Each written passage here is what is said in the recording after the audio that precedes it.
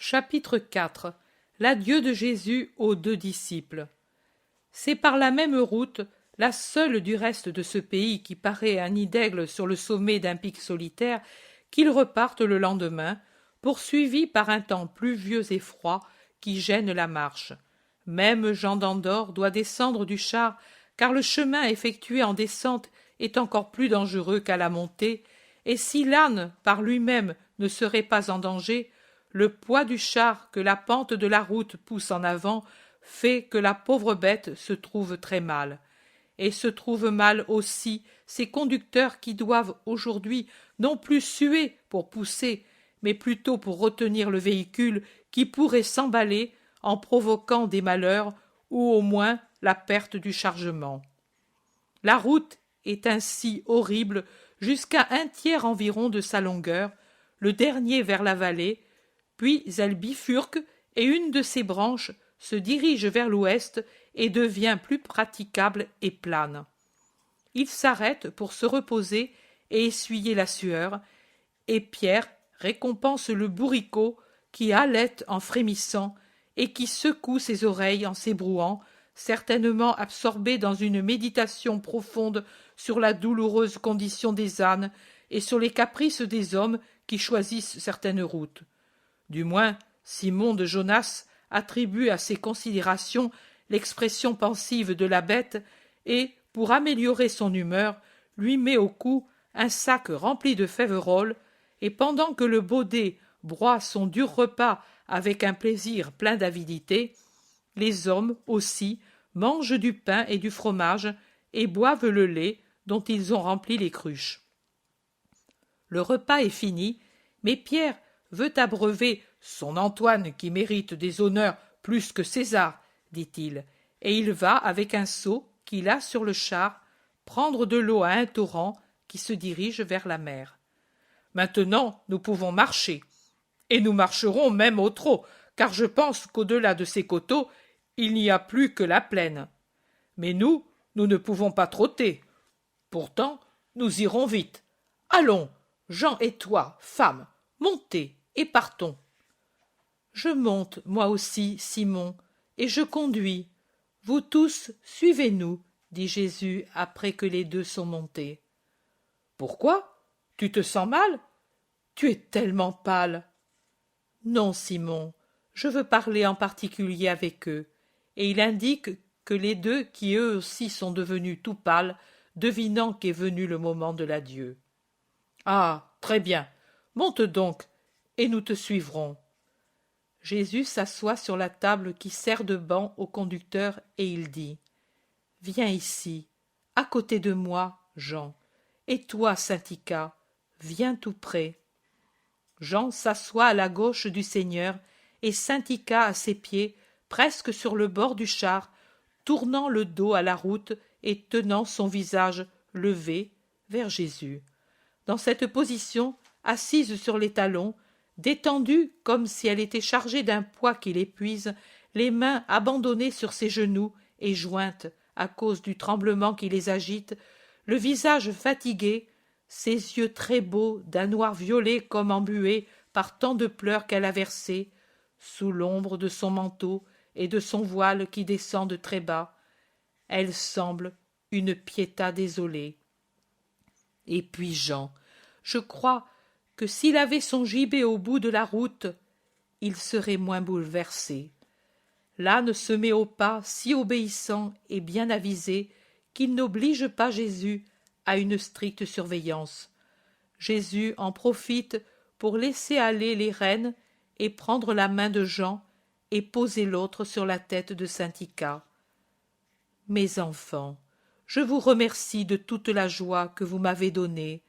Cette année a été pour moi parsemée de fleurs de joie, parce que j'ai pu cueillir vos âmes et les garder en ma présence pour me cacher les brutalités du monde, pour parfumer l'air corrompu par le péché du monde, pour verser en moi la douceur, pour me confirmer dans l'espoir que ma mission n'est pas inutile.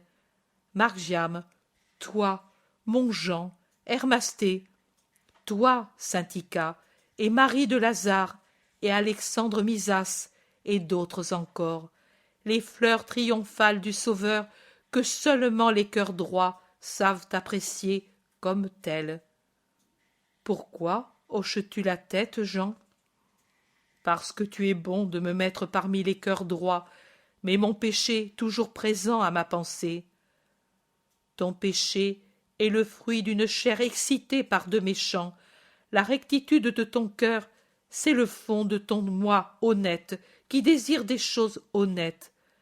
Malheureux, parce qu'elles t'ont été enlevées par la mort ou par la méchanceté, mais non moins vif pour cela, sous l'épaisseur d'une si grande douleur. Il a suffi que la voix du Sauveur s'infiltrât dans les profondeurs où languissait ton moi, pour que tu bondisses, debout, secouant tout poids, pour venir à moi. N'est-ce pas ainsi? Tu es donc un cœur droit, beaucoup, beaucoup plus droit que d'autres qui n'ont pas ton péché, mais en ont de beaucoup plus graves, parce que réfléchis et obstinément conservés vivants. Vous donc, vous mes fleurs de mon triomphe de sauveur, soyez bénis. Dans ce monde fermé et hostile qui abreuve d'amertume et de dégoût le Sauveur, vous avez représenté l'amour. Merci. Dans les heures les plus pénibles que j'ai eues cette année, je vous ai gardé présent à mon esprit pour en avoir consolation et soutien. Dans celles encore plus pénibles que j'aurai, je vous garderai encore plus présent à mon esprit, jusqu'à la mort, et vous serez avec moi pour l'éternité, je vous le promets. Je vous confie mes intérêts les plus chers, c'est-à-dire la préparation de mon Église en Asie mineure, là où moi je ne puis aller, parce que c'est ici, en Palestine, le terrain de ma mission, et parce que la mentalité rétrograde des grands d'Israël emploierait tous les moyens pour me nuire si j'allais ailleurs. C'est ainsi que je ferais si j'avais d'autres gens et d'autres syndicats pour d'autres pays. De cette façon, mes apôtres trouveraient le terrain labouré pour y répandre la semence à l'heure qui viendra, qui viendra, qui viendra. Soyez doux et patients, et en même temps forts, pour pénétrer et supporter. Vous trouverez des esprits obtus et railleurs. Ne vous désolez pas pour cela. Pensez ainsi. Nous mangeons le même pain et nous buvons le même calice que notre Jésus. Vous n'êtes pas plus que votre maître et vous ne pouvez pas prétendre avoir un meilleur sort. Voici le meilleur sort, partagez ce qu'a le maître. Je ne vous donne qu'un ordre, celui de ne pas vous avilir et de ne pas vouloir vous donner une réponse à cet éloignement qui n'est pas un exil, comme Jean veut le penser, mais une approche du seuil de la patrie avant tous les autres, comme des serviteurs formés comme aucun autre ne l'est. Le ciel s'est abaissé sur vous comme un voile maternel, et le roi des cieux vous accueille déjà sur son sein, vous protège sous ses ailes de lumière et d'amour, comme les premiers-nés de la nichée sans bornes des serviteurs de Dieu, du Verbe de Dieu, qui, au nom du Père et de l'Éternel Esprit, vous bénit pour cette heure et pour toujours. Et priez pour moi, fils de l'homme, qui va à la rencontre de toutes ces tortures de Rédempteur. Oh, en vérité, mon humanité va être écrasée par les plus amères expériences. Priez pour moi, j'aurai besoin de vos prières. Elles seront des caresses, elles seront des aveux d'amour, elles seront une aide pour ne pas arriver à dire « L'humanité n'est faite que de Satan ». Adieu, Jean, donnons-nous le baiser d'adieu. Ne pleure pas ainsi. Au prix de vouloir m'arracher des lambeaux de chair, je t'aurais gardé si je n'avais pas vu tout le bien qui vient de cette séparation pour toi et pour moi. Éternel bien. Adieu, Syntycha. Oui, baise aussi mes mains, mais pense que si la différence de sexe m'interdit de t'embrasser comme une sœur, moi, je donne à ton âme le fraternel baiser. Et attendez-moi avec votre esprit, je viendrai, vous m'aurez près de vos fatigues et près de vos âmes, oui, car si l'amour pour l'homme a renfermé ma nature divine dans une chair mortelle, il n'a pas cependant pu imposer des limites à ma liberté, et je suis libre d'aller comme Dieu auprès de ceux qui méritent d'avoir Dieu avec eux. Adieu, mes fils, le Seigneur est avec vous.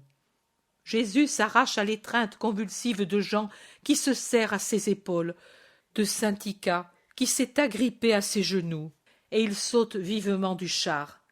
Il fait un signe d'adieu à ses apôtres et s'éloigne en courant par le chemin déjà parcouru comme un cerf que l'on poursuit. L'âne s'est arrêté en sentant tomber tout à fait les rênes qui étaient avant sur les genoux de Jésus, et ils s'arrêtent, étonnés, les 8 apôtres, regardant le maître qui s'éloigne toujours plus. Jean murmure. Il pleurait. Et il était pâle comme un mort, murmure Jacques d'Alphée. Il n'a pas même pris son sac. Le voilà sur le char, observe l'autre Jacques. Et comment va-t-il faire maintenant? Se demande Matthieu. Jude d'Alphée déploie toutes les ressources de sa voix puissante pour crier « Jésus! Jésus! Jésus !» L'écho des collines répond au loin « Jésus! Jésus! Jésus !» Mais un détour du chemin engloutit dans la verdure de ces arbres le maître, sans même que lui se retourne pour regarder qui l'appelle. « Il s'en est allé, il ne nous reste qu'à partir nous aussi, » dit Pierre désolé, en montant sur le char et en prenant les rênes pour faire avancer la bourrique. Et le char s'éloigne, en grinçant, dans le rythme bruyant des sabots ferrés et les pleurs angoissés des deux qui, abandonnés au fond du char, gémissent. « Nous ne le verrons plus, jamais plus, jamais plus, jamais plus. »